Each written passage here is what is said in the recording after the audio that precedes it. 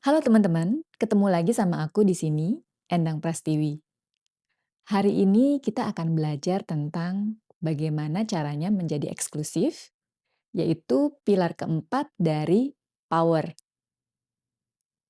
Nah, untuk menjadi eksklusif ini, aku akan bagi menjadi 4 subpilar.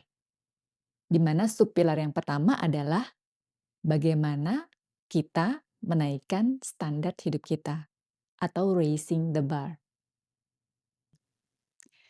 Teman-teman pernah nggak ngerasa sudah kerja mati-matian, sudah belajar banyak skills, tapi hidup kalian tetap gitu-gitu aja? Seolah-olah ada langit-langit yang menghalangi kalian untuk bisa naik ke level berikutnya. Nah, mungkin salahnya bukan di kerja keras kalian, melainkan di standar hidup yang kalian tetapkan untuk kalian sendiri. Anthony Robbins dalam bukunya yang berjudul Awakening the Giant Within pernah bilang begini, "Kalau kamu mau sukses, ubah kata seharusnya menjadi harus." Jadi seringkali kita punya banyak daftar rencana. Nah, tapi instead of kita bilang harus, kita bilang ke diri kita, "Seharusnya gue udah belajar sebelum ujian tiba. Seharusnya gue udah mulai berani mengambil keputusan besar. Seharusnya gue mulai investasi sejak 10 tahun yang lalu." Nah, teman-teman, sekarang coba ubah kata seharusnya ini menjadi harus. Misalnya gini, saya harus belajar sebelum ujian tiba. Saya harus berani mengubah keputusan. Saya harus mulai investasi sejak dini. Saya harus menjadi eksklusif sehingga keluarga saya aman.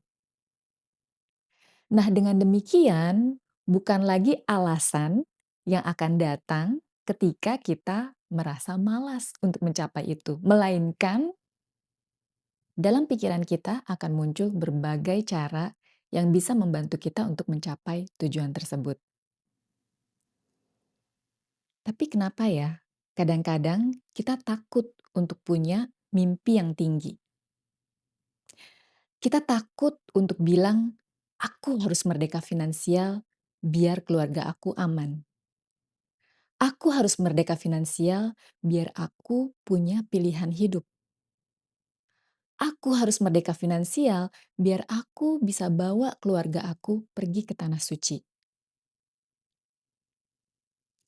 Kadang-kadang ada di benak kita yang ngebisikin, "Udahlah, nggak usah punya mimpi tinggi-tinggi, nanti sakit kalau jatuh."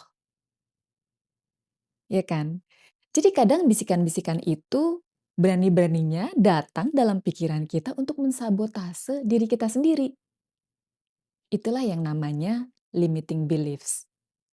Jadi kepercayaan yang entah datangnya dari mana, yang mencoba untuk membatasi kapabilitas kita untuk mencapai apa yang kita impikan. Coba teman-teman ingat waktu kita masih balita, waktu kita baru seru-serunya belajar jalan. Bayangin kalau waktu kita masih balita, kita punya limiting beliefs yang bilang, "Ah, jalan mah bukan bakat lu, bukan bakat gue.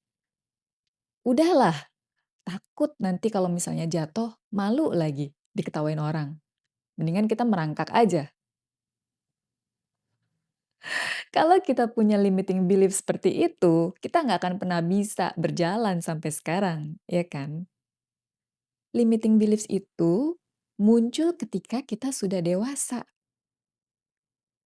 Jadi jangan biarkan pikiran-pikiran dewasa kamu mensabotase potensi yang kamu punya dalam diri kamu untuk bisa mencapai mimpi besar kamu. Bermimpilah, karena mimpi itu gratis.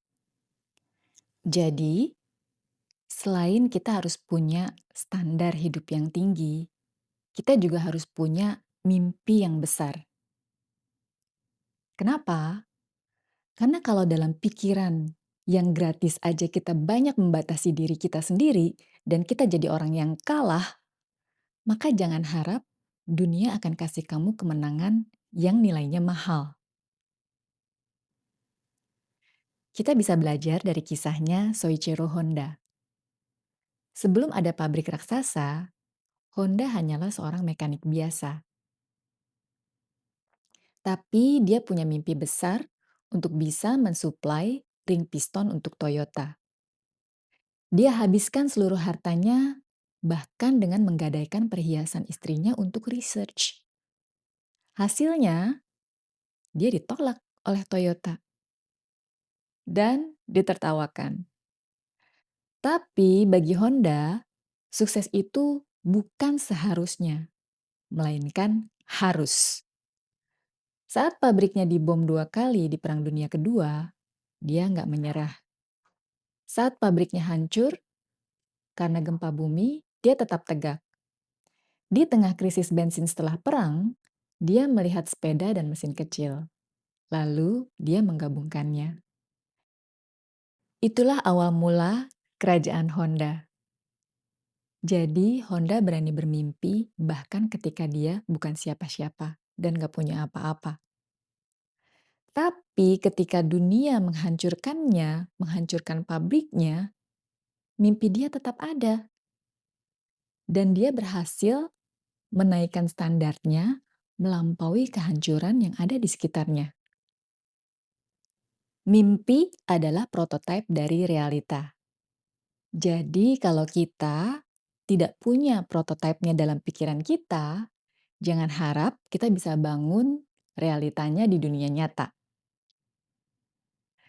Nah, mungkin krisis ekonomi menjadi satu hal yang sangat menakutkan buat yang belum bisa menaikkan standar hidupnya. Tapi kalau kita sudah punya standar hidup yang tinggi, maka krisis ekonomi bisa menjadi peluang untuk bisa membuktikan kemampuan kita. Nah, jadi tantangan buat kamu hari ini adalah tulis di notes HP kamu ataupun di buku catatan kamu, ubah mimpi kamu yang tadinya masih pakai kata-kata seharusnya menjadi harus. Dan naikkan standar hidup kamu mulai dari hari ini.